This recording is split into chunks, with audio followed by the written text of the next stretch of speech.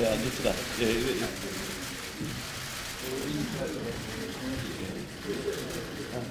교수님 소리 좀 바쁘신데 오셨네. 예, 예, 안녕하십니까. 아, 이게 원래 어린 연예인들도 많이 오시는 자리죠. 예, 예, 잘하셨습니다. 예. 축사가 있겠습니다. 먼저 바른정당 유승민 대표님의 축사가 있으시겠습니다. 소개 순서대로 하시죠.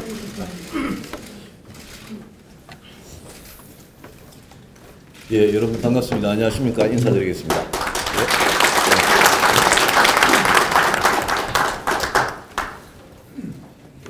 우리 오늘 이 의미 있는 토론회를 준비해 주신 우리 국민통합포럼의 이현주 의원님, 또 정은선 의원님, 바른정책연구소 국민정책연구원 관계자분들께 정말 감사드립니다. 우리 안 대표님이 주인이고 제가 손님이라서 먼저 제가 하는. 예. 오늘 또 양당의 의원님들, 위원장님들 많이 이렇게 와주셔서 고맙습니다.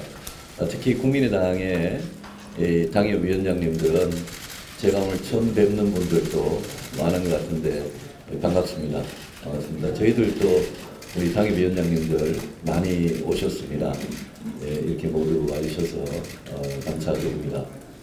요즘 우리 안철수 대표님과 국민의당에서 정말 많은 진통을 겪고 계시는 점에 대해서 제가 뭐라고 이렇게 말씀을 드려야 될지 모르겠습니다만은 저는 이런 진통, 어려움이 우리 대한민국 정치의 밝은 미래를 위해서 우리가 겪고 있는 그런 중요한 과정이라고 생각을 합니다.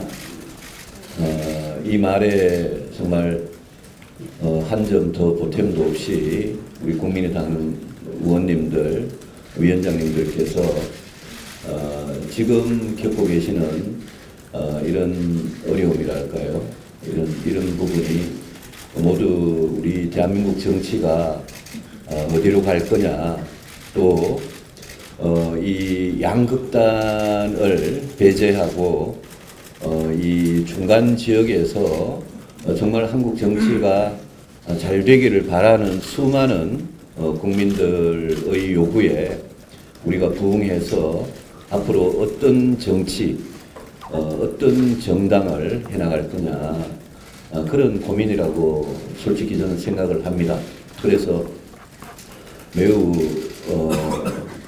의미 있게 깊은 관심과 애정을 가지고 저는 지켜보고 있는 중이고요. 저희들 바른정당도 정말 많은 어려움을 겪었습니다. 제가 9월 초부터 죽음의 계곡이라는 그런 표현을 썼습니다만은 정말 미래를 위해서, 국민을 위해서, 더 나은 세상을 만들기 위해서 우리 정치가 어떻게 변화하고 국가적으로 어떤 개혁을 이루어야 하는지에 대해서 저희들도 많은 진통을 겪었고 아직도 겪고 있는 중입니다.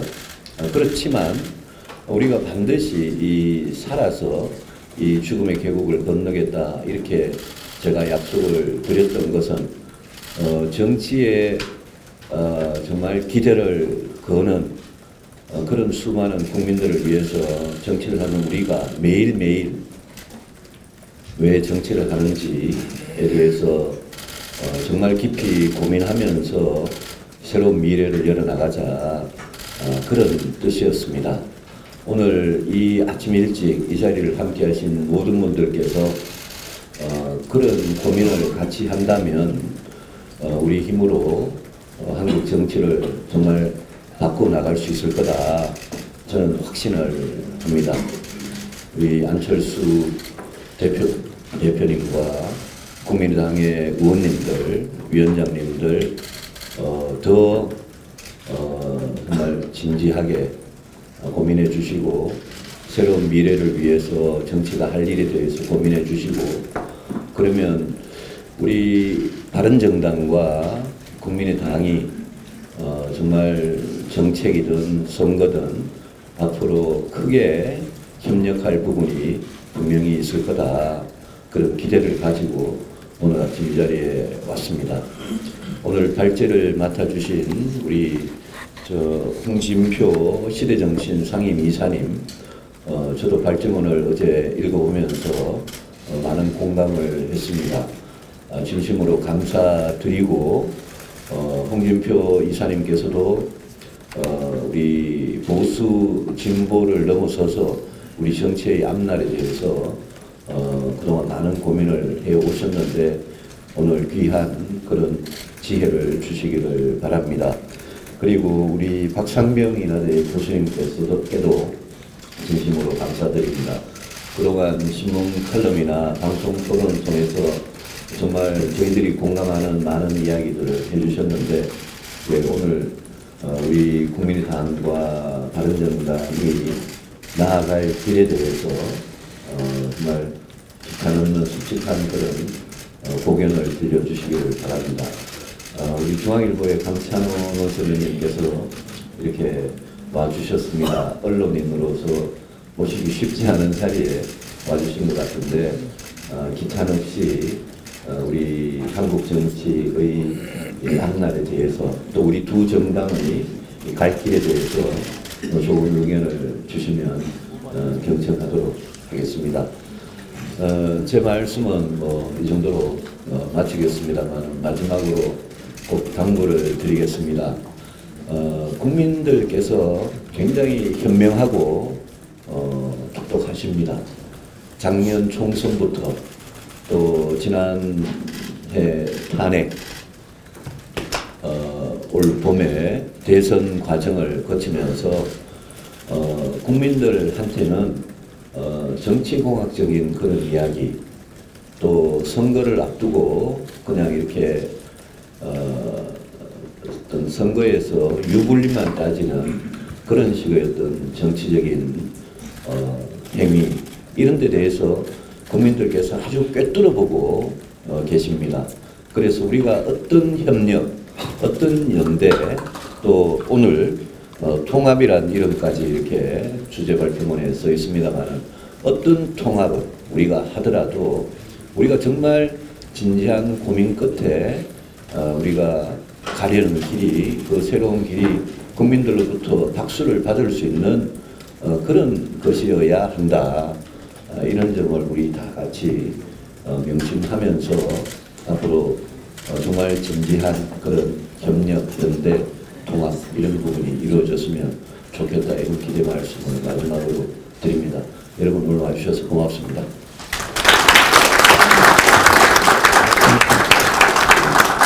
네, 축사에 감사드립니다. 다음은 국민의당 안철수 대표님의 축사가 있겠습니다. 예, 고맙습니다.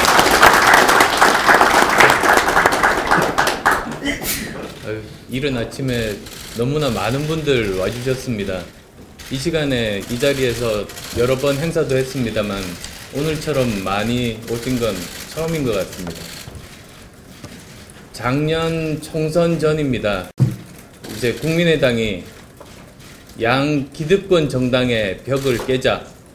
그래서 이념과 진영의 논리로부터 벗어나자.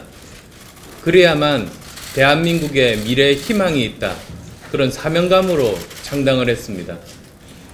정말 어려운 상황, 모든 사람들이 실패할 거라고 하는 가운데서도 많은 사람들이 희생적으로 나서서 그것을 돌파를 했습니다. 그래서 새로운 다당제가 시작되는 그런 전기를 맞이하게 됐습니다. 그것이 대한민국의 역사를 바꿔온 힘이라고 생각합니다. 그리고 물론 그것은 국민들께서 만들어주신 힘입니다. 그렇지만 이 거대 양당으로 회귀하려는 그 힘은 정말 강하다는 것을 요즘 들어서 또 새삼스럽게 느끼고 있습니다. 가장 많이 듣는 질문 중에 하나가 정체성이 뭐냐? 합리적 개혁, 중도 개혁이라고 하는데 도대체 그게 무엇인가? 그렇게 질문을 많이 받습니다. 저 나름대로 그분들께는 이렇게 설명합니다. 기존의 이념 중심 정당의 시각으로 바라보시면 그러면 그것에 대해서 잘 이해를 하지 못하시는 것 같다고 말씀드립니다. 즉 기존의 민주당과 자유한국당은 이념 중심 정당으로 말씀드릴 수 있습니다. 어떤 좌우, 무조건 찬성, 무조건 반대, 모든 사안에 대해서 선명하게 입장을 정하고 그렇게 서로 간에 타협도 없고 무조건 반대하는 그런 것이 우리나라 정치 발전에 발목을 잡고 있는 가장 중요한 요인이라고 생각합니다. 거기에 반해 이제 국민의당이 앞장세워서 나가고 있는 점은 문제 해결 중심 정당입니다. 이념 정당과 문제 해결 중심 정당, 저는 이렇게 구분하고 싶습니다. 또는 기득권 양당과 개혁 세력 간의 대결이라고 또 말씀드릴 수 있습니다. 아마도 그런 점에서는 바른정당도 같은 지향점을 가지고 있다고 저는 믿습니다. 즉 문제 해결 정당이 무엇인가, 여기 계신 분들은 모두 다 공감하실 겁니다. 이제 더 이상 좌우 이념에 휘둘리지 않고 대한민국이 안고 있는 중요한 문제를 풀기 위해서는 어떤 방법이 최선인가, 그리고 어떻게 하면 실제로 실행으로 옮길 수 있고 이것이 지속 가능할 수 있는가, 그것에 대한 고민을 담고 치열하게 노력하는 것이 문제 해결 정당의 정체성 아니겠습니까? 지금 이미 무조건 반대, 무조건 찬성할 수 있는 사안은 없습니다. 사회도 복잡해지고 이 글로벌 시대에서 치열하게 경쟁하는, 그리고 너무나 빠른 변화 속에 담겨있는 이런 많은 문제들, 결국은 이념의 틀에 그렇게 갇혀 있다 보면 오히려 국가를 퇴보시키는 그런 결과만 초래한다는 것이 저희들의 생각입니다. 이제 그런 것들을 제대로 보여주는 것이 아마도 지금 이제 막바지에 치닫고 있는 정기국회 기간 아닌가 합니다. 저희들도 이제 의원총회를 했었고, 그리고 오늘 또 원외 지역위원장들 모임이 있습니다. 이제 그 장소를 통해서 지금 여러 사람들의 공감대를 형성하고 있습니다. 지난 의원총회에서 뭐 여러 가지 이야기들이 나왔습니다만 이견은 다 빼고 전원이 공감하는 공통적인 부분들은 정책연대에 대한 것이었습니다. 그래서 이번 어떤 사안들에 대해서 정책연대를 시작해서 우리가 제대로 정체성을 이번 정기국회 기간 동안 보여주자는 겁니다. 거기에 대해서는 어느 누구도, 어느 의원 한 사람도 반대하는 사람이 없었습니다. 오늘이 이제 그런 시작점이라고 저는 생각합니다. 여러 가지 그 사안들에 대한 정책적인 공조들을 통해서 서로가 서로에 대해서 잘 이해하게 되고, 그리고 여러 가지 그 공조하는 그런 경험들, 신뢰를 쌓아가는 과정들이 무엇보다도 중요한 시점에 지금 오늘 아침에 이런 조찬 세미나가 마련되게 된 것으로 생각합니다. 오늘 또 여러 분들, 발제자분들, 토론자분들, 정말 귀중한 분들 많이 나와주셨습니다. 이런 자리를 통해서 좋은 결론들 맺어 나가기를 희망합니다. 감사합니다.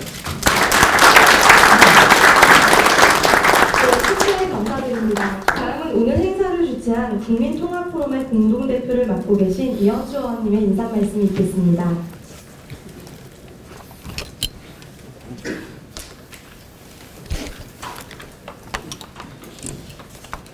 네, 저희 국민통합포럼이 이제 10회에 가까워지고 있는데요. 그동안 그래도 몇 달 동안 달려오면서 우리가 양당 간의 공통된 가치를 찾아오는 작업들을 계속 해왔습니다. 그래서 저희가 경제 면에서의 어떤 혁신 경제, 또 그리고 선거제도 개혁을 통해서 정치를 어떻게 또 개혁해야 하는가, 그리고 또 지난주에는 외교 안보에 대해서도 약간 미묘한 차이점이 있어 보이는 부분들에 대해서도 저희가 허심탄회하게 논의를 했고, 그래서 많은 분들이 아주 미래지향적으로 접점을 잘 찾아주셨습니다.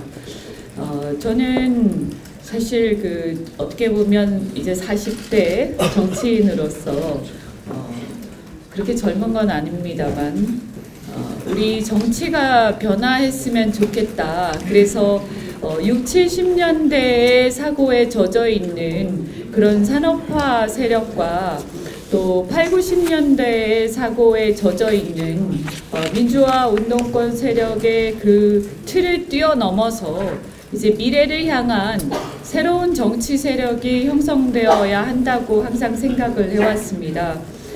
저는 바른정당에 여기 많은 의원님과 위원장님들 와 계시지만 우리 대한민국의 또 한 축인 오른쪽 세력들의 교체를 위해서 되게 또 많은 저항을 해오셨다고 생각하고요.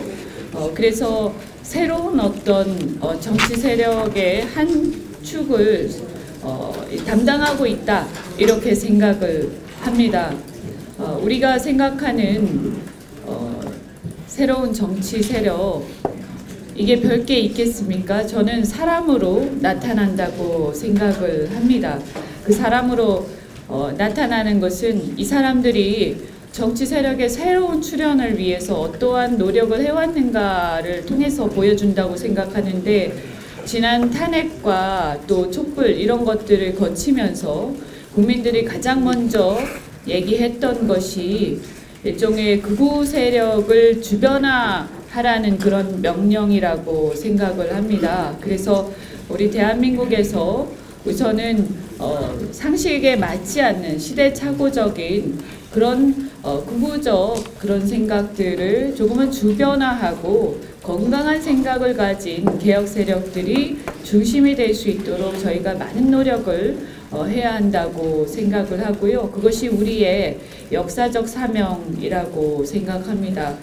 그런 의미에서 우리가 한 발 한 발 공통의 가치를 찾고 또 연대를 해나가고 하는데요. 오늘 양 대표님 오셔서 너무 감사드리고 또 마침 오셨으니까 정책연대를 그동안 저희가 사실상 공조를 해오고 또 양 원내 대표들 간에도 그런 얘기가 있었습니다만 이참에 두 대표께서 돌아가시면 공식적으로 양당의 정책연대 협의체 같은 것을 좀 구성해 주시면 어떨까 하고 제안을 드립니다.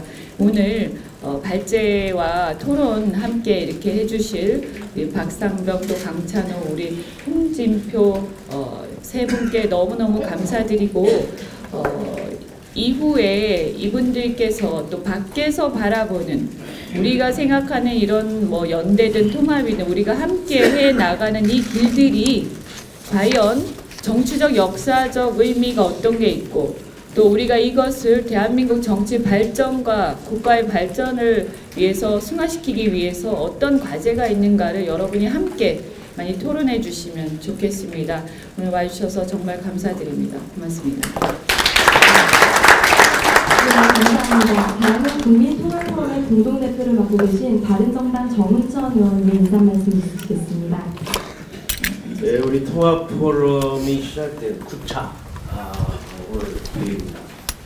그런데 오늘 이렇게 양당 대표님이 이렇게 함께 해주시니까 더욱 그 의미가 있고 또 우리 원외위원장님들 이렇게 먼 곳에서 이렇게 많이 양당이 와주셔서 너무 감사드리고 또 날이 갈수록 더 확대되는 우리 의원님들 이렇게 함께 해주셔서 감사합니다. 우리가 처음에 시작할 때 우리 정책연대, 입법연대 그리고 국정감사를 좀 연대해서 뭔가 국민을 위해서 해보자 했는데 그게 양당 대표 7개항 공동발표문이 발표되는 그러한 성과도 얻어냈습니다. 이제 이 다당제하에서 우리 국민의당과 바른정당이 앞으로 나갈 수 있는 길이 더 확대될 수 있는 계기를 마련했다고 생각합니다. 그 이유는 바로 이렇게 우리 유승민 대표, 안철수 대표님이 관심을 갖고 이렇게 참여해 주시고 그리고 두 번째 와주셨는데 앞으로도 계속 와주실 거죠? 하여튼 그렇게 해서 우리 국민통합포럼이 양당이 앞으로 나가는 길에 이렇게 마중물이 좀 돼줄 수 있는 계기가 되리라고 생각을 해서 매우 의미 있는 시간이라고 생각을 합니다. 특히 오늘의 이 주제는 지금 현재 이 시대에 맞는 양당 연대 통합 의미가 과연 얼마나 있는가를 국민들한테 알리고 오늘 토론회를 통해서 의미를 부여하는 그러한 시간이 되겠습니다. 특히 오늘 발제자인 홍진표 대표님 그 내용들이 사실 의미가 굉장히 있는 것 같고 특히 강찬호, 박상겸 우리 토론자님 와주신 데 대해서 감사를 드리고 아까 우리 안철수 대표님 말씀대로 이제 산업화 시대, 민주화 시대, 또 경남, 호남, 또 좌와 우, 진보와 보수 이렇게 양쪽으로 갈라진 이 시대에는 이 4차 산업혁명 시대에 맞지 않다. 앞으로 새로운 시대를 우리가 시대정신에 맞게 나가야 할 때가 바로 우리 국민의당, 바른정당이 아닌가 이렇게 생각이 되고 그러한 내용들을 우리가 함께 힘을 모아서 여기서 의미를 부여하는 그러한 토론이 계속 된다고 하면 국민을 위해서 큰 버팀목이 될 수 있다고 생각하고 우리 국민통합포럼이 우리 국민의당 연구원하고 우리 바른정당 연구소와 함께 힘을 모아서 나갈 것입니다. 오늘 의원님들 와주신 데서 감사드리고 통합포럼 더 열심히 해보겠습니다. 감사합니다.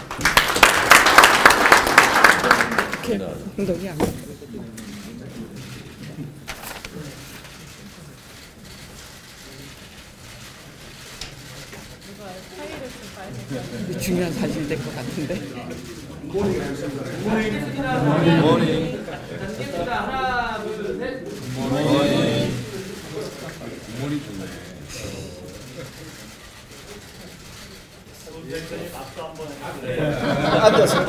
앉아서.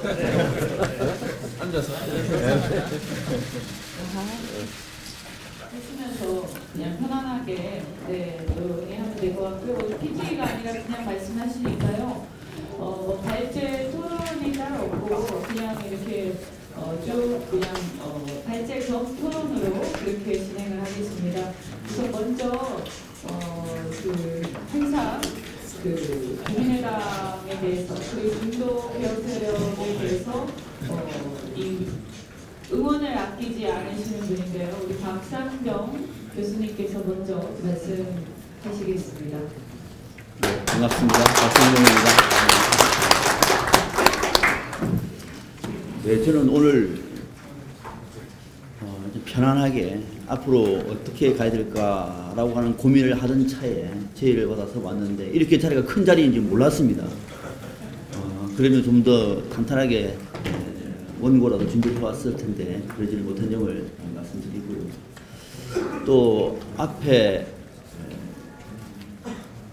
통합과 연대의 의미, 과제 그리고 전망을 주제로 삼으셨는데 오늘 분위기 보니까 통합이 된 것 같습니다. 그리고 두 분 기념사진도 찍으셨어요. 앞으로 어떻게 하실런지 이 사진 나가면은 오늘 정치권에 계속 이 문제 가지고 어떻게 된 거냐고 할 것 같은데 거기다가 또 바른정당 쪽에 원외위원장님은 또 커피까지 또 제의를 하셨습니다. 분위기가 아주 좋습니다. 사실 저는 당 바깥에서 우리 한국의 정당 정치사를 연구하는 학자입니다. 그리고 가끔 우리 정치 현실에 대해서 비평을 많이 합니다. 신문이라든지 방송이나 통해서 하면서 항상 안타깝게 생각하고 있는 것이 앞서도 그 얘기가 나왔습니다만 우리 정치의 수준이 거대한 틀에 갇혀서 헤어나지를 못하고 있다. 어떻게 이 거대한 정치의 틀을 깰 것인가라고 하는 고민을 많이 했습니다. 이거는 보수 진보의 문제를 뛰어넘는 것이다. 다시 말하면 산업화 시대 때의 한국 정치의 패턴이 있는 것이고 그 이후에 민주화를 이루지 않았습니까? 민주화 시대의 패턴이 있는 겁니다. 근데 지금은 민주화 시대가 아니고요. 포스트 민주화 시대입니다. 이미 대한민국은 그렇게 가고 있습니다. 그런데도 불구하고 지금 우리의 정치 담론은 민주화 시대의 정치 담론은 딱 그대로입니다. 특히 언론들의 논평을 봐보십시오. 거의 민주화 담론입니다. 국민들도 그 속에 갇혀 있습니다. 자, 이 틀을 깨지 않고서는 정치가 대한민국 사회 갈등의 조정자 역할을 못합니다. 오히려 갈등을 촉발시킬 수밖에 없는 거예요. 선거제도, 의회제도, 정치 담론, 국민의 정치심 모두가 똘똘 뭉쳐서 민주화 시대를 벗어나지 못하고 있습니다. 자, 우리 사회는 포스트 민주화로 가고 있는데 정치가 민주화 시대에 머물고 있으면 어떻게 될까요? 충돌이 일어나고 있는 겁니다. 의회 정치가 담보를 못하고 있는 겁니다. 국민들은 이제 드디어 정치의 현실을 직시하고 있습니다. 아마 촛불 민심 이후가 더 클 것 같아요. 이 시대의 고민을 담아낼 수 있는 정치 세력이 없는 겁니다. 다시 말하면 70년대, 80년대, 90년대를 거치면서 우리 정당 정치는 옳고 그름의 문제가 아니라 결국은 지역정당으로 군림해 왔습니다. 특히 민주화 시대 때 가장 큰 성과도 많습니다만 한계가 바로 지역주의 균열의 기초에서 정당체제가 재정렬되었다는 겁니다. 여기서 모든 것들이 다 갈등 기제가 됩니다. 이념, 진보, 남북 문제, 계층 문제 모든 것이 다 여기에서 귀결되고 있는 거예요. 이것을 감싸기 위해서 우리가 보수도 아닌 것을 보수라고 진보가 아닌 것을 진보라고 얘기를 하면서 그 싸움을 벌여왔던 겁니다. 그러니까 국민들이 기호 1번, 2번만 알고 있는 거예요. 그러면서 정치를 비판하고 있습니다. 그런데 정치는 그것을 깨지 않았죠. 왜? 그것이 이미 기득권이 되어버렸습니다. 기호 1번 엄청난 기득권입니다. 기호 2번 그것만으로도 엄청 기득권입니다. 1번이 지면은 2번이 이기고 2번이 지면은 1번이 이기고 그럼 어떻게 될까요? 말 그대로 적대적인 공생관계가 되는 겁니다. 당신이 죽어야 내가 살고 내가 살기 위해서는 당신이 죽어야 하는 이런 어떤 정치 구조가 우리 민주화 시대의 정치 담론을 구성해 왔습니다. 지금도 진행형입니다. 자, 그런데 이런 구조가 우리 대한민국만 있는 것이 아니고요. 유럽이라든지 일본도 이런 기성정치에 대한 국민들의 분노가 폭발하고 있습니다. 이미 서유럽 같은 경우에는 폭발하고 있습니다. 그 폭발이 우리처럼 양대 정당 체제가 기득권 정당 체제가 또는 그동안 있어왔던 독점적인 정당 체제가 붕괴되고 있습니다. 그 붕괴의 틀은 제3의 정당이 하는 경우도 있고 극우 정당이 하는 경우도 있고 또는 연합 정당이 하는 경우도 있고 다양한 형태로 나라마다 나타나고 있습니다만 기존의 기득권 정당 체제가 붕괴되고 있는 겁니다. 대한민국도 지난 총선 때 붕괴되고 있는 겁니다. 그런데 우리는 서유럽보다도 더 강고합니다. 왜? 우리는 분단 국가잖아요. 그리고 누구도 깰 수 없는 지역 균열로 정당 체제가 재정렬되어 있습니다. 이거 깨기 정말 어려운 겁니다.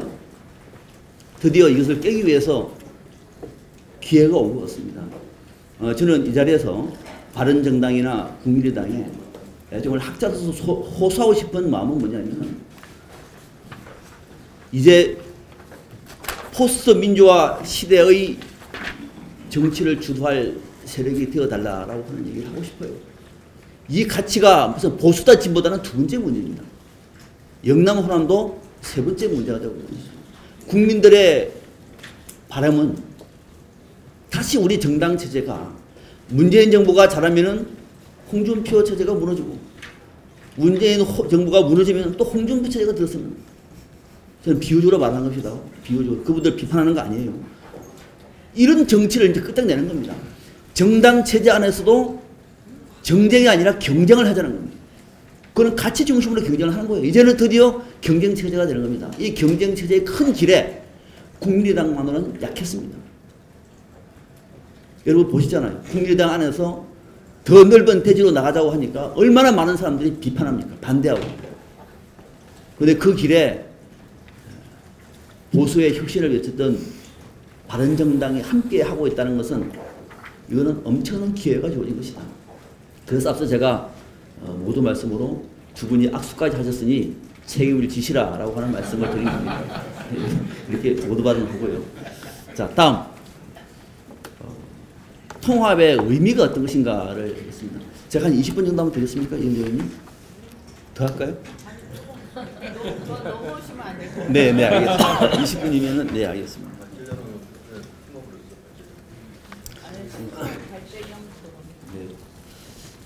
통합의 의미, 일단 우리는 정치를 보수 진보의 2차원적인 선으로 보면은 중도는 하나의 눈금에 불과한 겁니다. 가운데 있는 거죠. 우리가 말하는 중도의 정당은 그런 게 아닙니다. 앞서 안철수 대표님도 말씀하셨습니다만 양극단을 거부한다. 양극단이 지배해왔던 정치의 패러다임을 바꾸겠다는 겁니다. 그런 다시 말하면 제3의 영역이 되는 것이죠. 그래서 이거는 탈이념이 돼야 되고 탈적이 돼야 되는 거예요. 이것이 아니고서는 기존에 있었던 제3당하고 차이가 없는 겁니다. 지금 국민의당은 그것을 지향하고 있는 것이고 자유한국당에서 탈당했던 바른정당도 그런 보수의 독점을 깨겠다고 하기 위해서 광야로 놓은 겁니다. 그게 지금 동지가 생긴 거죠. 물론 이 동지가 함께 손잡고 가기는 쉽지는 않습니다만 아무튼 그 제3의 공간에 양대 독점 체제를 깰 수 있는 공간을 만들어낸 것이고 그 공간의 가능성을 국민들이 보여주고 있는 겁니다. 지금 이 시간에도요. 국민의당이나 바른정당을 지지하지는 않지만 다시 우리 정당 체제가 민주당 독점이나 또는 바른정당 독점이나 아니 자유한국당 독점이나 이런 기존의 정당 체제로 복귀하는 것에 대해서는 굉장히 많은 사람들이 거부하고 있습니다. 자, 이것은 옳고 그런 게 아니라 미래의 정치가 아니라고 얘기하는 것이죠. 다시 말하면은 포스트 민주화의 그 시대의 정치 담론이 될 수가 없다고 판단하고 있는 겁니다. 이것을 개헌 구조가 개헌 담론이 담아내면 됩니다만 개헌은 좀 쉽지가 않습니다. 지금 권력을 진 사람들도 별로 마음이 없는 것 같고 또 그 반대쪽에서도 별로 마음이 없는 것 같아요. 정치판 전체를 흔드는 작업을 기득권 체제가 용인하겠습니까? 아무튼 그래서 그걸 깰 수 있는 정치적인 동력은 제3의 영역이 만들어낼 수밖에 없는 것이다. 한 명이라도 더 끌어안고 그거 대주로 나야 된다는 겁니다. 자, 그러면은 다행히도 국민의당과 바른정당이 그 중도의 영역에서 지금은 봐보시죠. 저같이 이렇게 생각하는 사람들도 약간의 이념적인 편차에 따라서 이번에 바른정당을 지지할까? 국민의당을 지지할까? 고민할 수가 있는 거예요. 이분들은 대체로 가치 중심의 투표를 합니다. 가치 중심. 적어도 다른 일지는 모르지만 내가 이게 표를 한 표 주겠다. 이 정당이 살아나라. 그래서 한국 정치를 한번 바꿔봐라. 그래서 한국 정치의 앙시앙 레짐을 끝내달라라고 하는 요구가 많을 겁니다. 그런데 표가 두 개로 나눠진단 말입니다. 이것이 하나가 된다는 얘기는요. 굉장히 상징적인 의미가 있는 겁니다. 이제 한번 해보자라고 하는 그런 국민적인 열망을 담아낼 수가 있는 그릇, 둥지가 만들어지고 있는 거예요. 굉장한 효과가 있는 것입니다. 그러면은 이 제3의 영역은 더 공고화되겠죠. 공고화된다는 얘기는 인재들이 몰려드는 겁니다. 저는 오늘도 이 자리에 양쪽에 국민의당과 바른정당 이분들이 함께 손잡고 내년 지방선거 나가면은 이거 기호 1번, 2번이 문제가 아니겠다는 생각을 저는 하게 됩니다. 이 많은 인재들이 서로 흩어져가지고 서로 제3의 영역을 다툼할 경우에는 국민들이 헷갈리고 있는 거예요. 싫은 겁니다. 그 자체가. 사소한 차이를 뛰어넘어서 함께 손을 잡는 모습이 중도 영역의 가장 큰 가치입니다. 드디어 한국 정치에서도 그런 모습을 보여줄 수 있는 기회가 만들어지고 있다는 것입니다. 두 번째는 우리가 중도를 합니다만 중도가 세를 넓히기 위해서는 중도에서도 계획적으로 나가야 됩니다. 또 하나는 중도에서 보수적으로 나가야 됩니다. 다시 말하면 중도에서도 양날개가 있는 거죠. 중도 계획과 중도 보수가 있는 겁니다. 다시 말하면 지금의 이 두 정당의 만남은 국민의당은 중도 계획 정당을 지향하고 있습니다. 바른정당은 중도 보수의 정당을 지향하고 있어요. 그러면 중도를 놓고 보면 좌우에 양날개가 있는 겁니다. 이보다 더 이상적인 그림이 없는 거죠. 이제 날개를 펴고 하늘로 날면 되는 거예요. 옳습니다. 네. 조금 타이밍이 안 맞는 것 같습니다.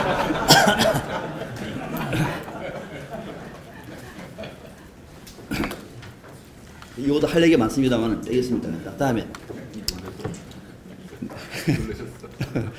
다음에 또 하나가 이거 앞서 제가 지역균열을 얘기했습니다만 누구도 얘기를 안 합니다. 우리 정치는 기본적으로 영남과 호남으로 양분되어 있습니다. 영남도 그 얘기 안 합니다. 호남도 그 얘기 안 합니다. 그 체제는요. 대한민국의 모든 균열 구조를 거기서부터 2차, 3차적으로 파생시킵니다. 그런데 국민의당과 바른정당이 통합을 할 경우에는 우리 헌정사상 처음으로 영남과 호남이 손을 잡는 겁니다. 다시 말하면 동서가 손을 잡는 것 앞으로 성공할지는 모르겠으나 이 자체만으로도 우리 기존 정당 체제의 균열을 모색하고 있는 겁니다. 그야말로 균열의 핵을 찌르는 겁니다. 이거는 중도에 있는 바른정당과 국민의당이 할 수 있는 가장 좋은 가치예요. 여기서부터 앞으로의 갈등 조정자 역할, 문제 해결의 정당이 만들어질 수가 있는 겁니다. 이 문제를 풀자고 무슨 문제를 해결합니까? 한국 정치의 의제가 정당 정치로 넘어오면 다시 영당과 호남으로 양분돼 버립니다. 무슨 갈등을 해결하고 무슨 문제를 해결합니까? 문제를 더 증폭시키지.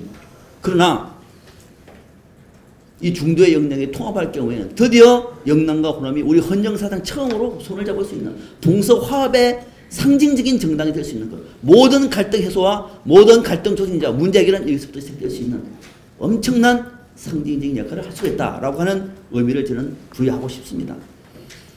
자, 그러면은 현실적으로 이 두 정당이 통합할 때 과제는 아마 내부적으로 상당히 많을 것 같습니다. 세 가지만 간단히 지적하면 일단은 통합의 대의명분을 만들어야 됩니다. 통합의 대의명분. 국민들은 대의명분을 굉장히 좋아합니다. 언론은 더 좋아합니다. 대의명분 만들어야 되겠죠. 우선 중도 세력을 재구성한다는 의미를 앞서 제가 말씀드렸습니다. 중도의 좌우 양다기를 완비하는 겁니다. 여기는 양다기를 통해서 중도와 탈이념, 탈지역, 탈정쟁의 가치를 추구하는 겁니다. 이것이야말로 21세기 포스트 민주화 시대의 정치 담론을 만들어내는 겁니다. 두 번째는 우리도 여러분 봐보세요. 저도 방송에서 가끔 편하게 할 때 우리 정당 정치는 여야입니다. 자, 박근혜 정부의 국정농단에 대해서 야당은 어떻다? 저는 그 얘기 굉장히 싫어합니다. 야당도 달라요. 어떤 야당을 지금 항상 묻습니다. 어떤 야당이요? 이 지금 바른정당이나 국민의당도 자유한국당과 똑같은 야당 취급되고 있어요. 이거 뭡니까? 이거 우리는 그런 담론, 그런 화법에 익숙해 있는 겁니다. 정치 문법 자체가 지금 달라지고 있음에도 불구하고 야당은 찬성하고 여당은 뭐 이런 식이란 말이죠. 아닙니다. 야당도 극우 야당이 있고 촛불 야당이 있는 겁니다. 저는 오늘 바른정당 의원님들은 지난 박근혜 정부를 보면서 그 따뜻했던 기득권의 품에서 스스로 떨치고 나왔습니다. 촛불을 들었습니다. 박근혜 정부 탄핵에 앞장섰습니다. 이거는 역사적으로 여러분들 어마어마한 일을 하신 겁니다. 국민의당이야 당연히 해야 됩니다만은 바른정당 의원들이 뛰쳐나와서 촛불을 들고 잘못된 것을 비판하고 새로운 대한민국을 외치는 그 목소리는 굉장히 웅장했습니다. 굉장히 성스러웠습니다. 이제 그 초심으로 새로운 야당, 다시 말하면 촛불을 함께 들었던 야당을 만들 수 있는 그 야당은 기존에 있는 박근혜 정부를 옹호했던 정당과는 확연하게 차원이 다른 것이죠. 촛불 이후에 국민들이 그런 야당을 원하고 있는 겁니다. 지금 그런 야당이 없습니다. 그냥 야당하면은 제1야당이 야당을 대표해버리는 이거는 우리 스스로 깨야 되는 겁니다. 여러분들이 뭉치면 이제 깰 수 있다고 봐요. 드디어 이제는 촛불 야당과 극우 야당이 경쟁하는 구도가 될 것이고 그 싸움은 조만간 끝날 겁니다. 시대가 어떻게 가고 있는데 지금 엄청난 덩치 가지고 관행적으로 간섭적으로 비판만 했던 그런 정당이 국민의 지지를 받기 어렵습니다. 이미 유럽 정치를 봐보십시오. 어떻게 처참하게 몰락하고 있는지를. 그래서 이제는 야당도 새로운 야당, 촛불 야당 또는 대한야당의 모습을 갖출 수 있는 기회가 만들어지고 있는 이런 과제가 있다. 이런 어떤 말씀을 하나 드리고 두 번째 통합의 과제에는 일단 당 안팎의 여론과 국민적인 여론을 잡아야 됩니다.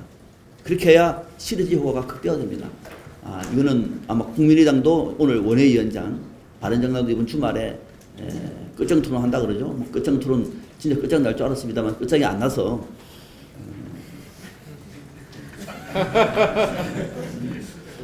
그렇습니다만은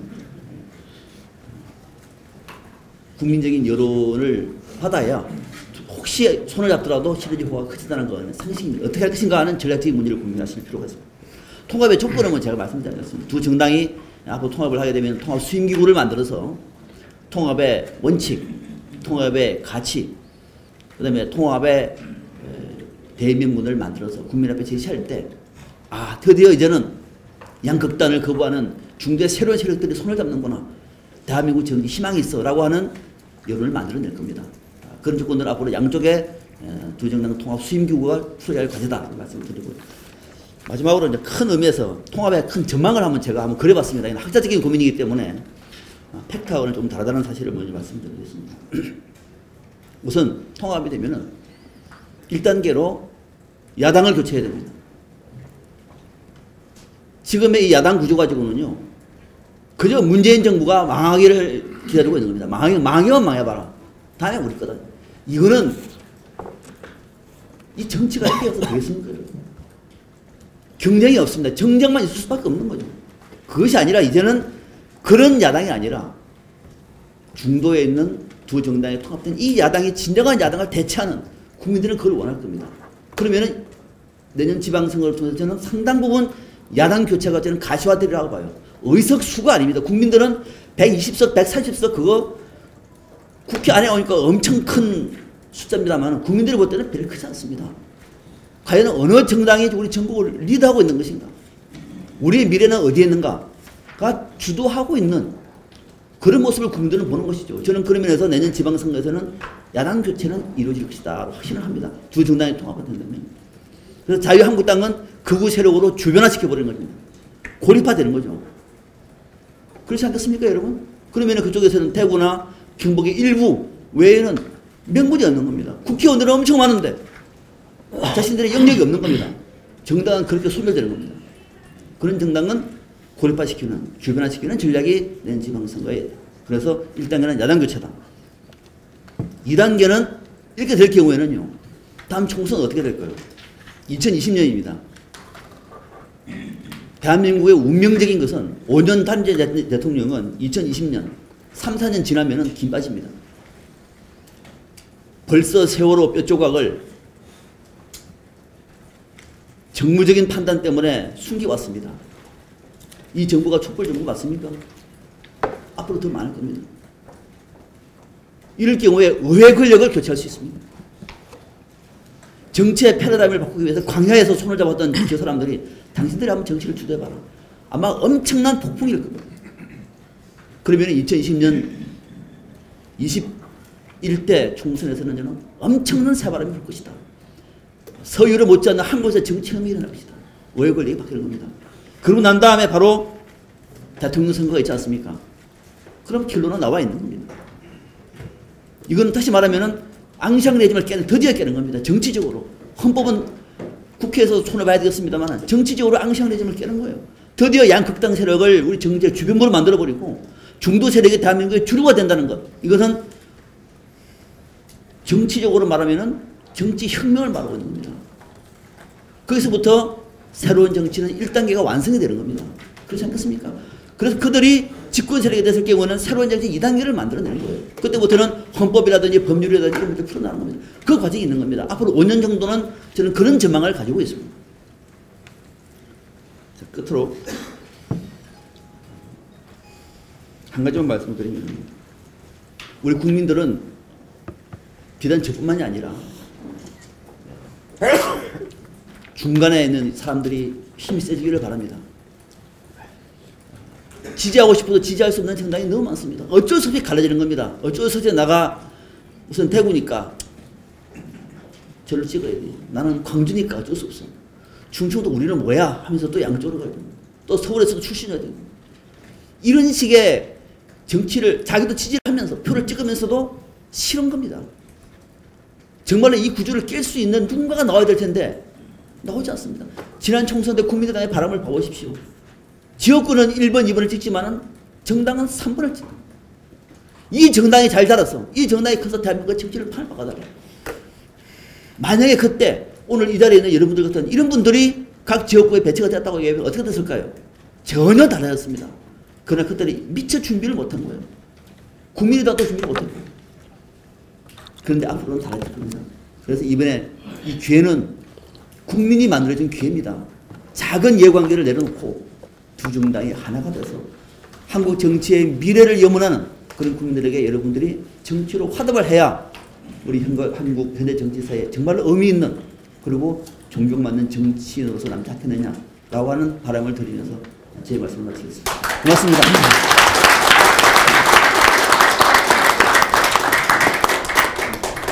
네, 감사드립니다. 오늘 좋은 말씀 많이 해주셔서 감사드리고요. 저희 이제 가슴에 많이 와닿는 것 같습니다.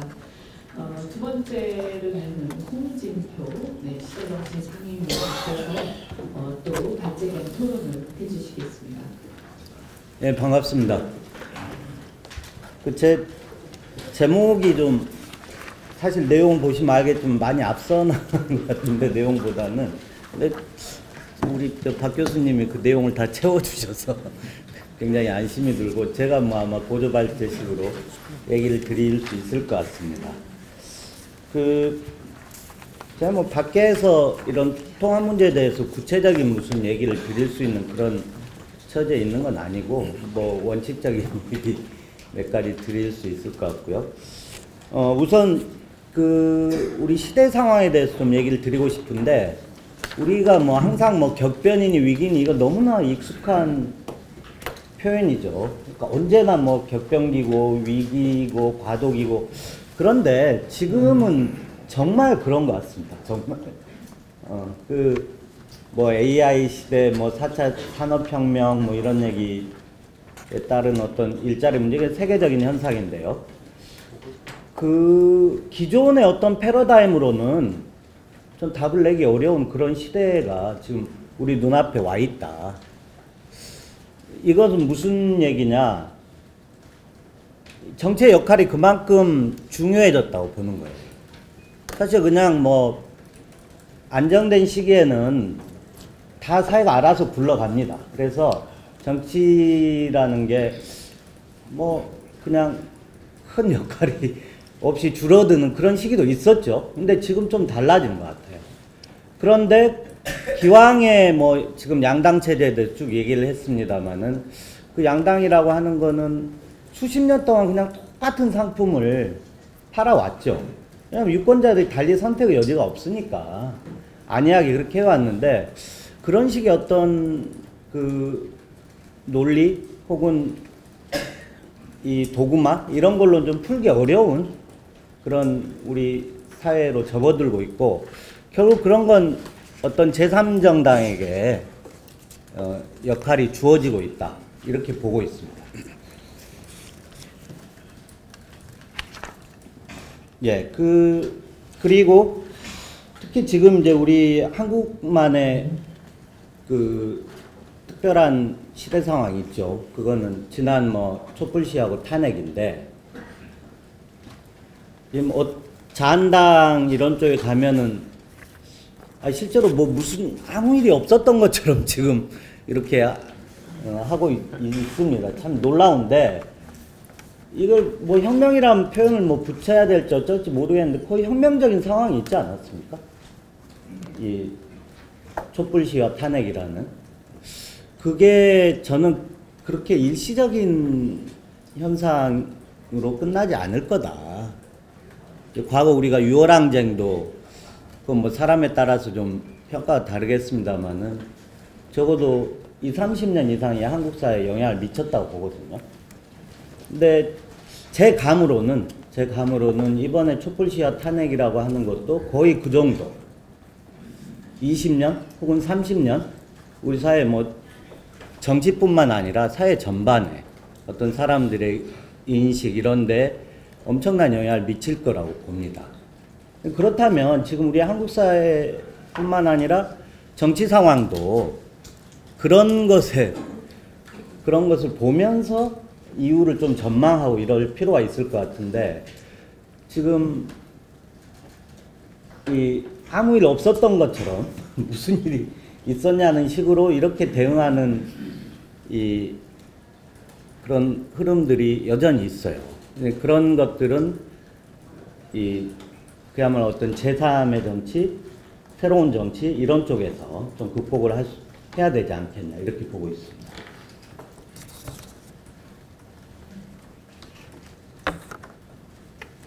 예, 그럼 이 정치권의 현주소에 대해서 얘기를 드려보겠습니다.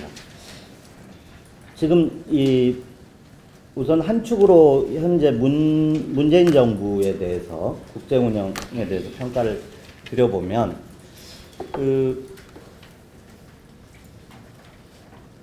문재인 정부에 대해서 이제 평가는 뭐 여러 가지 시각에 따라 달라질 수 있겠지만은 저는 한편에 이제 그 안보 문제가 계속 쟁점이 되어 왔습니다. 왜냐하면 핵 문제 때문에도 그렇고. 그래서 야당 쪽에서는 그 안보 문제에 대해서 굉장히 이제 뭐 각을 세우려고 하는 이런 시도도 있었습니다만은 저는 차라리 그런 안보에 있어서는 문재인 정부가 우려했던 것과는 달리 굉장히 좀 현실주의적인 이런 대응을 했고, 그런 면에 있어서 오히려 흔히 뭐 예컨대 자한당이나 이런 데서 굉장히 안보 무능에 대해서 뭐 비판을 하고 각을 계속 세우고 있습니다만은 그리고 그런 거는 좀 그렇게 성공적이지 못한 게 아닌가 이렇게 보고 있습니다. 그 이유는 물론 이제 그 문재인 정부가 주로 기반하고 있는 지지 세력이나 혹은 내부에서 대체로 이 북한에 대해서 이 좀 관용적이죠. 북한 정권이나 체제에 대해서. 사실 그거에 대한 걱정이 많이 있었던 겁니다. 그러니까 지나치게 이 북에 대해서 좀 뭐 대화라든지 이런 식의 좀 잘못된 신호를 보내는 혹은 국제적인 이런 대북 핵 문제에 대한 압박에 대한 공조 이런 데서 좀 벗어나려고 하는 이런 것에 대한 우려가 있었는데 실제로는 뭐 큰 대가 없이 저는 이 국제 공조 노선에서 문정부가 큰 문제 없이 왔다 이렇게 보여지고 있습니다. 그런데 오히려 사실 그 사회 노동 이런 정책에 있어서 전 문제의식을 많이 갖습니다. 흔히 그 이제 최저임금 인상, 그 다음에 주로 공무원을 늘리겠다. 그 다음에 비정규직, 특히 공기업 중심으로 비정규직을 정규직하겠다. 이제 이런 정책에 대해서 저는 개인적으로 그 문제의식을 많이 갖고 있는데요. 그쪽에 원래 자기들이 주장했던 논리입니다. 그게 흔히 뭐 이제 좌파 쪽에서는 고용 문제에 있어서 정부가 개입해서 고용 문제를 풀겠다, 좀 이런 입장 아닙니까?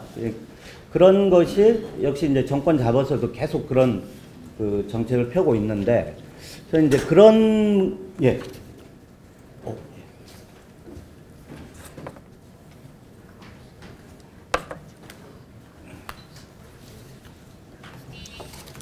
네, 지금 제가 좀 빨리 끝내야 될 것 같아서 좀 줄여서 얘기를 드리겠습니다.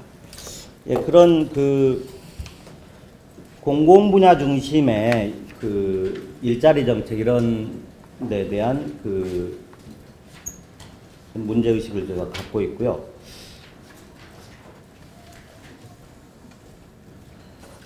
예, 그래서 종합적으로 저는 보면 이제 문정부 같은 경우에 그 최저임금 인상, 공무원 학대, 비정규직 이런 정규직화 정책 이런 것에 대한 좀 이 야당의 효과적인 그런 대응이 있어야 되겠다 이런 생각입니다.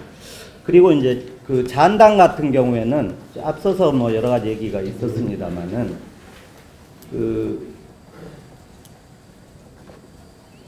좀 대안 세력이라기보다는 거의 좀 어떤 그 불만 세력 이런 수준으로 좀 전락하고 있다. 이거는 의석수야 뭐 지금 과거 그 총선의 결과로 있어서 갖고 있지만은 실제적으로는 뭐 어떤 사회적 영향력이나 이런 면에 있어서 그렇지 못하고 있습니다.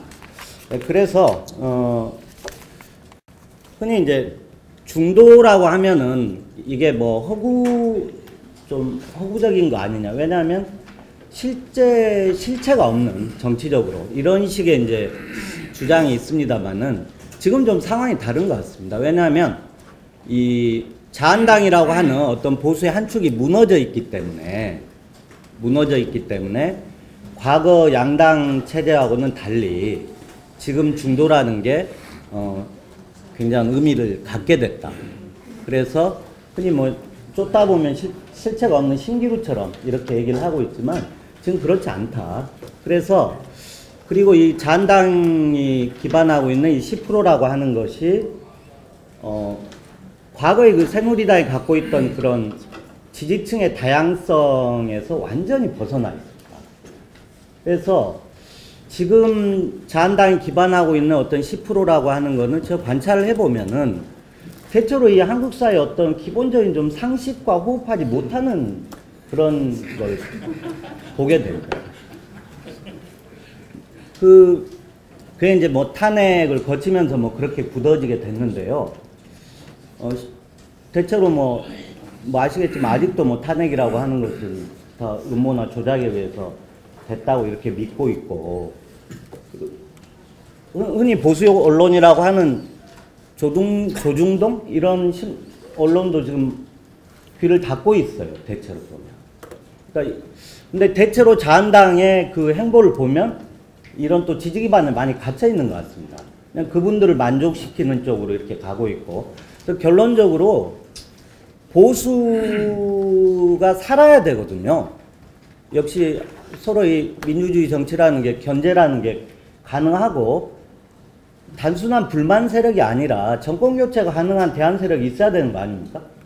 그래야만 민주주의가 제대로 작동을 하는데, 지금 자한당이 어떤 뭐 그런 혁신을 해서 정상적인 그런 보수 정당으로서 지지층의 다양성을 회복하고 과연 가능하겠는가? 저는 뭐 불가능하다 이렇게 보고 있습니다.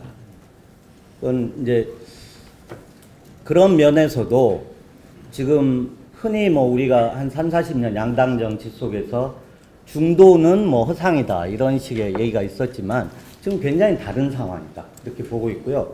끝으로 하여튼 이 바른정당하고 더구나 이 중도지대라는 게 바른정당, 국민의당 두 개의 정당이 복수로 공존하는 이런 걸 장기간 허용하지 않을 겁니다. 분명히. 그렇지 않을까요? 특히 우리처럼 대통령 중심제의 뭐 소선거구제 이런 정치제도 하에서는 절대 지금 뭐 특별히 두 정당이 뭐 서로 적대적인 이런 관계는 아니지만 공생이 가능할 것처럼 보이지만 절대 장기화될 수 없습니다. 그리고 국민들도 어느 정도 그런 것 때문에 이 두 정당이 계속 존재하는 속에서는 크게 많이 힘을 실어주기 어려운 상황이 아니냐.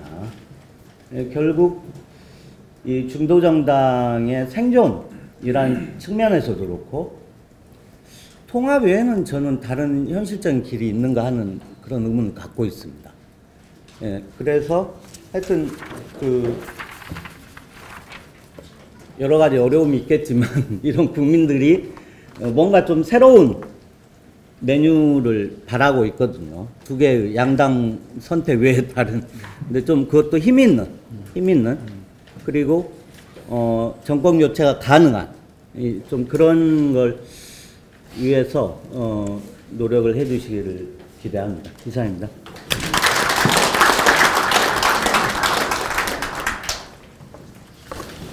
네, 감사합니다. 국민들께서 이 기존의 양당, 특히 좀 상식에서 벗어나 있는 이 자한당 외에 힘이 있고 또 정권 교체가 가능한 그런 야당의 출현을 바라고 있다 하는 말씀에 굉장히 와닿고요. 좋은 말씀 감사드리고 다음에는 그 중앙일보 논설위원회 강찬호 논설위원께서 발제 겸 토론을 하시겠습니다. 오늘 이제 시간이 9시 전에 저희가 끝내야 돼서 간단하게 좀 마무리를 해주시고 플로어 토론이 한 5분 정도밖에 시간이 안 될 것 같으니까요. 양해 부탁드리고요. 네, 다음 토론 부탁드립니다. 네, 10분 하라고 하셨다 10분 맞춰서 끝내겠습니다. 갑자기 저는 우선 국민통합 포럼에 저는 언론인 한 사람으로서 굉장히 짠한 느낌이 좀 많이 있습니다. 통합이 정말 될 것이냐 이런 회의가 많은 상황에서 일찌감치 다 모여가지고 어려운 상황에서 쭉 기초를 만들어 오시다가 지금은 이제 여러 가지 환경이 조성이 되면서 주목이 높아지고 있는데 그건 지금이고 과거에 처음 시작할 때는 굉장히 어려운 그런 상황이셨을 것 같습니다. 그런 점에서 뚝심 있게 지금까지 밀고 오신 것을 굉장히 평가를 드리고요. 그리고 두 분 홍준표 선생님, 박상정 선생님 다 말씀해 주셨는데 저는 너무나 동의하는 내용입니다. 그래서 그런 전제하에서 저는 언론인이기 때문에 구체적으로 그러면 두 당이 어떻게 해야 되느냐 이런 거를 그냥 주저넘게 좀 생각을 해봤습니다. 제가 저희 문재인 정부 6개월을 지켜보니까 인사 참사, 유체 이탈, 여당 거수기, 언론 불통, 그리고 뒤끝 장렬, 뭐 대강 이렇게 되는데 박근혜 정권하고 너무 똑같아요. 뭐 인사 참사는 숫자까지도 거의 똑같고 나머지 것들도 너무 똑같아요. 유체 이탈, 뭐 더 이상. 그런데 문제는 그럼 당연히 국민들이 여기에 문제 제기를 해야 되는데 전혀 그 지지율이 그쪽은 변동이 없고 그 야권은 뭐 그대로 제자리 걸음이란 말이죠. 이것은 한마디로 정권이 아무리 잘못해도 야권이 너무 한심하고 지리멸렬하기 때문에 국민들이 붕 떠있다 이렇게 봐야 될 것 같습니다. 그래서 뭐 제가 그 주변에서 보는 평균적인 유권자들, 문재인 정부 반대하고 싫어하는 유권자 굉장히 많습니다. 그렇지만 지금 자유한국당 하는 걸 보면 도저히 내 자존심이 용납을 못하겠다 이런 심정이거든요. 그래서 결국 국민의당 아니면 바른정당이 참 대안이 될 수 있는데 지금 너무나 사실 뭐 그 둘 다 지지율도 그렇고 규모도 그러니까 마음을 주고 싶어도 지금 줄 정도의 크기가 안 된다는 거죠.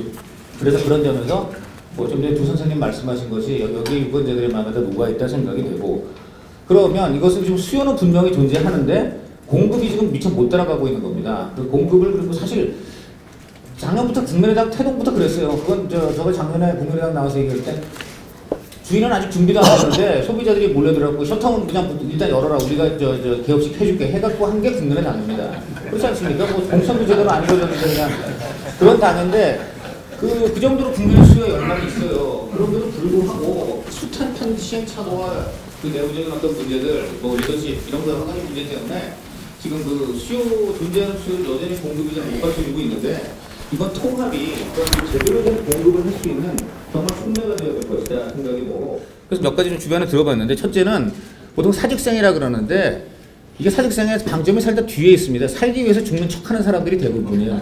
죽어야 됩니다. 그냥 죽으세요. 그러니까 죽는 척하지 말고 죽어야 됩니다. 좀 전에 기득권 내려놓는 거 뭐 쉽지 않지만 해야 된다는데 정말 쉽지 않을 겁니다. 그거 뭐 여기 지금 기자나 평론가가 얘기하는 거하고 의원님들 또는 뭐 의원 지망생 여러분들이 속으로 생각하는 그런 그 기득권 내려놓기 또 이 공천이라든가 의석 뭐 어떤 경우에 따라서는 이선 후퇴도 가능해야 되는 경우가 있는데 무지 어려울 겁니다. 그런데 경우에 따라서 해야 됩니다. 저는 국민의당이나 이런 분들이 참 좋은 말로 그 진정성 얘기도 하고 그 다음에 우리 당은 호남당이지만 또 전국정당을 호남에 기반을 두지만 전국정당을 지향하고 여러 가지 말씀하는데 국민들이 다 압니다. 대부분 그 호남 의원들 중에 어느 정도 몇 분은 오로지 선수 늘리기가 목표인 분들이 많이 있는 거예요.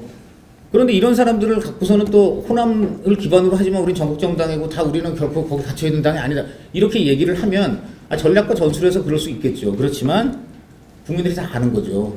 저거는 지금 진정성을 지금 쉽게 말하면 그 갈등에 대해서 덮고 가고 일단 세를 그냥 유지한 다음에 뭐 어떻게든 뭐 표를 얻어보겠다 이런 생각 이런 수자가 아니냐 이런 생각을 하게 됩니다. 그러니까 떨 거는 과감하게 떨어야 된다. 그러니까 오로지 기득권만 갖고서 또 그 이념이든 지역이라든가 이런 것만 기대서 하는 경우에는 이 통합에는 궁극적으로 동참하기 어렵다고 저는 봅니다. 그런 경우에는 정말로 희생을 각오를 하고 아까 얘기한 대로 죽는 그런 마인드가 죽는 그 결심이 정말로 필요하다. 그럴 때에 우리 안철수 대표님도 계시지만 안철수 대표님 하는 말에 힘이 실리고 진정성이 국민한테 이렇게 담보가 되지 그런 게 없이 대표께서 아무리 얘기를 해도 저는 진정성에 대해서 국민들이 너무 요즘 머리가 좋아져가지고 잘 와닿지 않을 것이라 생각이 듭니다. 그리고 그 다음에 또 지금 여기 앞에 두 분 정말 좋은 말씀 해주셨는데 그게 국민의당 제대로 찍는 사람들은 가치 투표입니다. 뭐 호남에서 지역이라든가 단기 이익 갖고 찍는 분들도 있지만 국민의당에 근본적으로 갖고 가야 될 투표는 가치 투표고요. 지금 서울이나 이런 데 수도권의 지지자들은 상당수가 가치 투표자들입니다. 문제는 이제 호남인데 여기 분들을 설득해서 이분들을 지역 투표가 아니고 가치 투표로 올리셔야 됩니다. 그리고 그 과정에서 고통이 따르더라도 그걸 해야 됩니다. 그러지 않으면 호남 굴레에서 절대 벗어날 수가 없어요. 저는 그리고 과거에 그런 점에서 저는 DJ는 물론 카리스마도 있고 호남이 많이 밀어주는 그 분이었지만 그럼에도 불구하고 유신 세력인 김종필 그 자민련하고 그 연합 DJP 연합할 때 호남에서 반발 격려를 했습니다. 어떻게 박정희 세력하고 한 몸이 되느냐라고 했을 때 DJ가 정말 몸을 던져서 설득을 했다고 하더라고요. 수직적으로만 우리나라가 정권이 이어졌는데 이제 수평으로 가야 된다. 그리고 박정희 시대라는 것도 한 역사의 우리의 하나의 단면으로서 우리가 대승적으로 수용을 하고 여기서부터 우리가 위대한 정치혁명을 이루자고 설득을 했는데 저는 그런 자세가 지금 DJ조차 그랬는데 그렇다면 국민의당은 더더욱 그래야 되는 거죠. 그래서 호남을 설득해서 작년에 친문 패권주의를 견제하고 다당제의 씨앗을 뿌려주시기 위해서 우리 국민의당을 선택하는 위대한 결단을 하셨는데 이번에 그 위대한 결단 버전 2를 하셔야 된다. 이제는 그야말로 영남의 개혁 세력하고도 손잡아서 전국적인 중도개혁 정당을 만드는 위대한 정치혁명 버전 2를 우리 호남이 꼭 좀 호남 주민들이 선도해 주시라는 이 설득을 진정성을 가지고 그리고 희생을 정말 그야말로 마다하지 않고 해야 한다 생각하고요. 그 다음에 이제 통합 정당은 세 가지가 저는 중요하다고 봅니다. 가치 그리고 콘텐츠 리더십인데 가치의 경우는 두 정당은 가치에 대해서는 합의를 해야 됩니다. 치열한 끝장 토론에서라도 결국 안보죠. 안보하고 경제인데 저는 경제는 어떤 의미에서 국민의당이 더 진보 같아요. 왜냐하면 국민의당이 아니라 다른 정당. 왜냐하면 유승민 대표가 중부당 중복지 공언하지 않았습니까? 저는 그런 점에서 경제에 대해서는 굉장히 두 당의 어떤 합의점이 클 것 같은데 안보 부분은 국민의당 안에서조차 지금 사드 당론도 제대로 확정을 못할 수준까지 갔기 때문에 이 부분은 저는 안철수 대표하고 유승민 대표가 두 분 다 안보에 식견이 있으니까 한번 공개 끝장 토론 같은 것도 한번 해보실 필요가 있을 것 같아요. 그래서 국민들한테 우리가 이런 식으로 서로 어디까지 합의할 수 있다라는 거를 분명히 보여야지 이거 국민들이 기자들이 뭐 사드니 햇볕 정책이니 공과니 이런 거 할 때마다 이 서로가 말이 다르고 하면 여기서부터 벌써 국민들이 통합의 진정성에 의심을 갖는 겁니다. 저는 충분히 합의할 수 있는 그런 게 있다고 봐요. 그리고 햇볕 정책이라는 것도 예를 들어 그때 2000년 북한이 아직 핵을 제대로 갖고 있지 않을 때의 햇볕 정책이 의미가 있었고 그래서 그 시대의 햇볕 정책이 지금 와서 햇볕 정책이 옳냐 그르냐를 따지는 것 자체가 무의미한 것이고 지금은 햇볕 정책의 정신은 계승하되 흉기를 다져버린 북한에 대해서 우리가 어떤 식으로 그러면 제대로 된 안보를 지키면서 햇볕 정책을 할 것이냐라는 단기 차원이 다른 그런 차원에서 논의를 해야지 그걸 가지고 뭐 DJ를 계승하네 만에 이런 것은 좀 극복을 해야 된다고 보고 둘째 콘텐츠의 경우에는 저는 이 두 정당이 지난 6개월간 우리가 열심히 싸우고 있다는 국민들한테 호소만 했을 뿐이지 내용을 보여준 게 전혀 없다. 그래서 그것 또한 지리멸렬의 하나의 원인인데 정책연대 하시기로 했으니까 이번에 딴 건 모르겠는데 흥미국회에 예를 들어 정말 우리 국민이 필요했는데 정쟁으로 지금 계류되어 있는 민생법안 10개 이건 우리 두 당이 합쳐갖고 책임지고 통과시키겠다. 그리고 여기에 자유한국당이 와서 찬성하면 자유한국당 편들어주고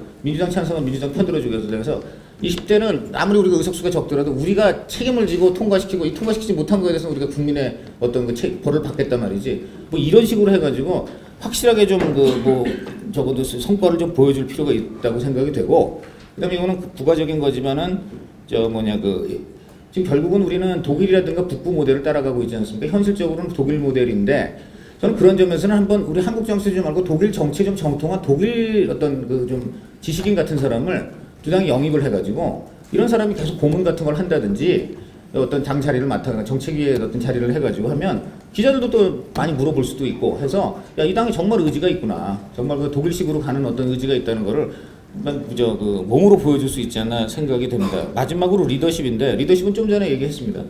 정말 그 안철수 대표님 같은 경우에는 호남을 설득하고 또 희생 이런 거에 대해서 그것을 회피하지 않는 정말 진정성을 좀 보여주셔야 된다고 생각이 되고 유승민 의원하고는 정말 아까 말한 대로 안보라든가 부딪히는 쟁점에 대해서 두 분이 정말 솔직하게 토론하는 모습을 좀 보여주시면 하고 그 다음에 이제 공동선대위가 구성이 된다면은 두 분이 전국을 돌아다니시면서 그런 토론을 통해서 우리 둘이 왜 하나가 될 수 있는지에 대해서 국민들한테 제대로 보여주시고 또 마지막으로 내년에는 서울시장 같은 좀 빅 이벤트로 두 분이 경선을 하셔갖고 이긴 분은 서울시장 나가고 진 분은 당대표를 하시든지 뭐 해가지고 국민들한테 서울시장 떨어지면 어떻습니까? 정말 그런 식으로 해서 좀 솔직히 서울시장에 이 당 나갈 사람 누가 있습니까? 그래서 그런 의미를 좀 보여줘야 된다고 생각이 되고요.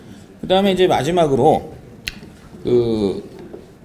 지역과 이념이 사실 이 두 당을 올매이는 가장 큰 족쇄이고 좀 전에 박상원 선생님 말씀하신 정말 견고합니다. 그런데 저는 그 지역과 이념을 당연히 단기적으로 극복해야 되지만 정당은 단기적으로 또 그 모습을 존재감을 높여야 되는데 저는 그런 점에서 세대로 치고 나가야 된다고 봐요.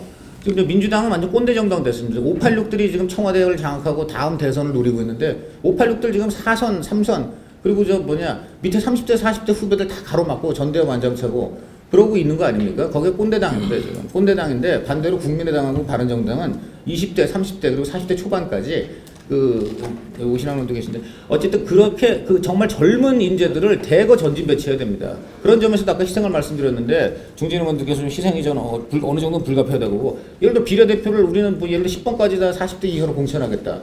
또 선거 연령은 무조건 18세로 인하하는 거 두 정당 하셔야 됩니다. 이제 대선이 5월 대선이 됐는데요. 5월 대선이 되면 어떤 문제가 생기느냐? 대학교 1학년들 거의 90% 이상 투표 못합니다. 대학교 1학년이 5월 현재는 거의 대부분 18세예요. 그렇게 되어 있습니다. 대개 그해 말 돼야지 이제 19세 되고 이렇기 때문에 19세 체제는 대학교 1학년도 지금 투표를 못하는 그 시대로 가요. 저는 과감히 18세까지 17세도 생각할 수 있다고 보는데 그건 뭐 하시고 18세는 기본적으로 바른정당에서도 합의를 해주셔야 하고 대통령 예를 들어 우리는 연령 국회의원 선거 연령 다 낮추겠다. 예를 들어 국회의원 대학만 졸업한 국회의원 나갈 수 있고 대통령은 프랑스 마크롱처럼 뭐 30대 초반 30대 중반도 나갈 수 있게 하겠다. 이런 식으로 해가지고 확실하게 지금 저는 민주당의 가장 큰 저는 문제가 50대가 80년대 경력 하나 가지고 지금 당을 독점하고 있는 체제라고 봐요. 그것을 여기서는 빼주셔야 됩니다. 그리고 그 젊은 세대는 지역과 이념으로 더 자유롭습니다. 그러니까 이런 세대를 갖고서 그 세대를 많이 쓴다는 것 자체가 이 당들의 개혁과 그 미래를 향한 당이라는 걸 보여준다 이렇게 생각됩니다. 네, 이걸로 마치겠습니다.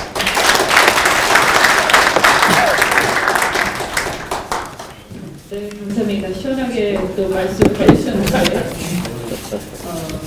많은 과제를 또 던져주신 것 같습니다. 세 분께 감사드리고요. 말씀하실 분들 이렇게 얘기해 주시면 우리 혹시 의원님들 중에서 말씀 주실 분, 오신환 의원님 오셨네요. 제가 바른정당의 대표적인 연대 통합론자입니다. 안철수 대표님 귀한 시간 함께 해주셔서 고맙습니다. 제가 나라도 지켜야 되지만 가정도 지켜야 돼서 제 아들이 수능 시험이라 학교 내가 좀 늦게 왔습니다. 저는 바른정당과 국민의당의 정책 선거연대를 반계획연대라고 몰아가는 그 일부 발언들에 대해서 동의하기가 어렵습니다. 저는 그냥 좋으면 좋은 것이지 무슨 이유가 있냐.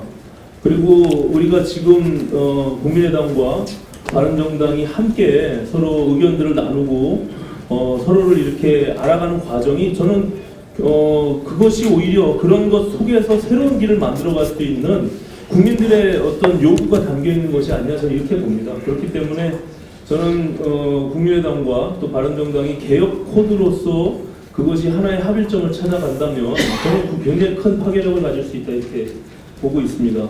제가 홍 이사님과 우리 강찬원 논설위원 얘기는 들었는데 우리 박상병 교수님은 제가 못 들었기 때문에 컬럼을 통해서 제가 잘 알고 있습니다. 그래서 세 분의 말씀을 통해서 우리가 이제는 진지하게 또 연대 통합에 대한 논의들을 좀 각 당에서 그 협의체를 구성해서 논의를 시작하여야 되지 않을까 저는 이렇게 보고 있고요. 결과적으로 안 대표님께서 말씀하시는 개혁 보수와 중도의 합리적인 진보와 그리고 개혁적 보수가 만났을 때 저는 그것이 중도 개혁 세력의 개혁 연합으로서 국민들한테 그 확장성을 줄 수 있고 지금 어디를 선택해야 할지 모르는 다수의 표류되어 있는 그런 지지층들을 저는 그 두 정당이 연합을 통해서 끌어낼 수 있다 이렇게 같은 생각을 갖고 있습니다. 그래서 뭐 저희 바른정당은 그런 내용 속에서 지금 뭐 당이 조금 깨져 나가는 부분들이 없지 않아 있지만 국민의당도 그런 과정을 겪고 있다라고 생각을 하고요. 저희는 기본적으로 과거에 지역주의에 함몰되어 있는 그런 정치들을 극복해 나가고 또 새로운 정치의 지형을 만들기 위한 그런 노력들이 이 속에서 그리고 외부 세력과 같이 결합해서 그것이 진정 국민들이 바라는 개혁 세력으로서 거듭 태어날 수 있는 길로 가야 두 정당이 다소 이렇게 연합하는 것이 기계적인 어떤 그 이합집산으로 보지 않고 확장력을 가질 수 있다 이런 측면에서 이렇게 많은 의원님들이 함께 뜻을 모아서 그 길로 갔으면 하는 바람입니다. 고맙습니다. 감사합니다.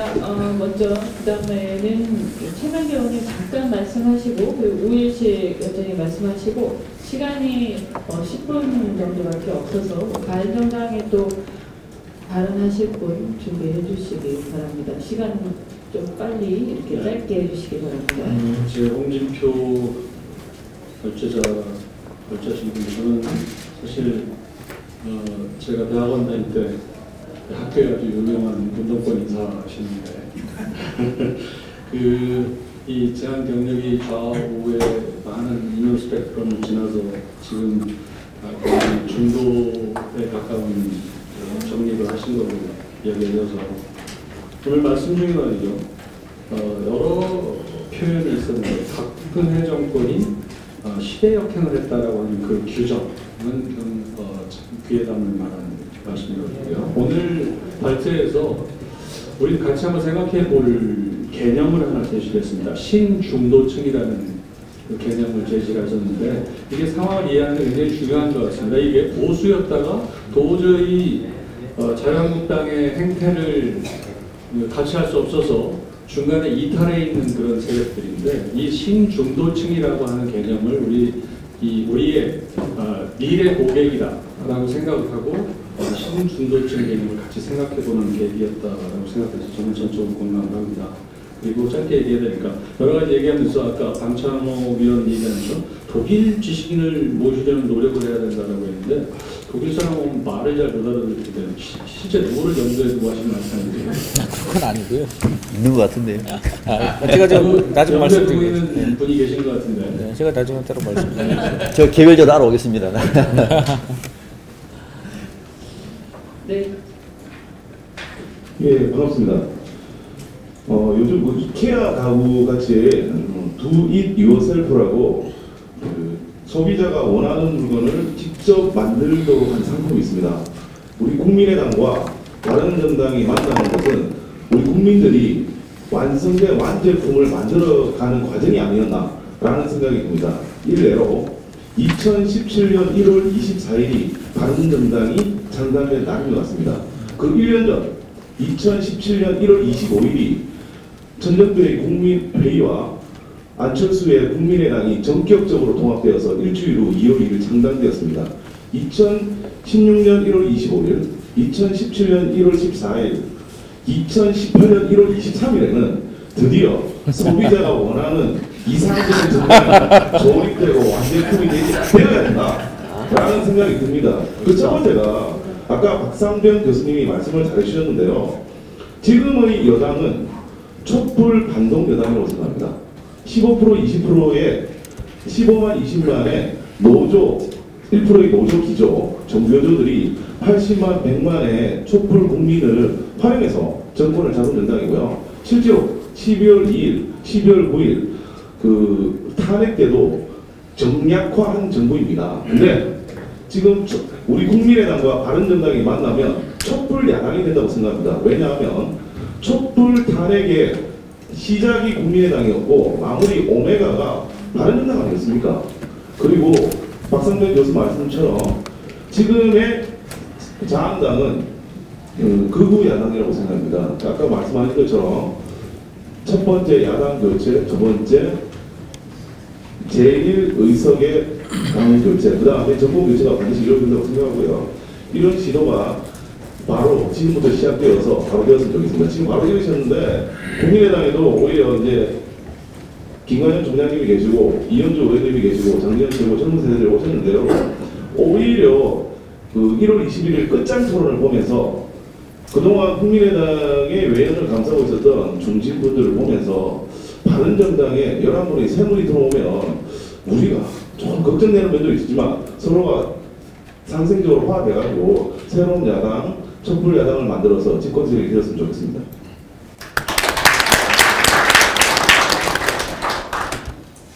네, 혹시 다른 현장에서 최은재 부소장님.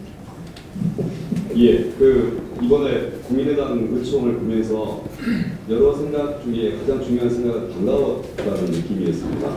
물론 이제 논란 과정이 뭐 반가울 리는 없겠으나 지금까지 어떤 중요한 논의가 리더에 의한 어떤 적극적인 결정 형태를 띄었던 반면에 이번 과정은 정말 지혜가 모이고 토론하는 과정이 충분하게 담보되는 느낌이어서 그런 측면에서 우리 새로운 길을 걷고 있구나 하는 느낌, 그런 것 때문에 반가웠고요. 서두에 이야기한 것처럼 이 과정을 또 이 시간 끝나고 차단하면서 나눴으면 좋겠습니다. 고맙습니다. 그러면 더 뭐 또 말씀하실 건 아마 많으시겠지만 또 차 마시러 가셔야 되니까 네, 오늘 이 정도에서 마무리를 할까 합니다. 오늘 수고해 주신 세 분께 감사드리고요. 또 다음 주에 뵙도록 하겠습니다. 고맙습니다.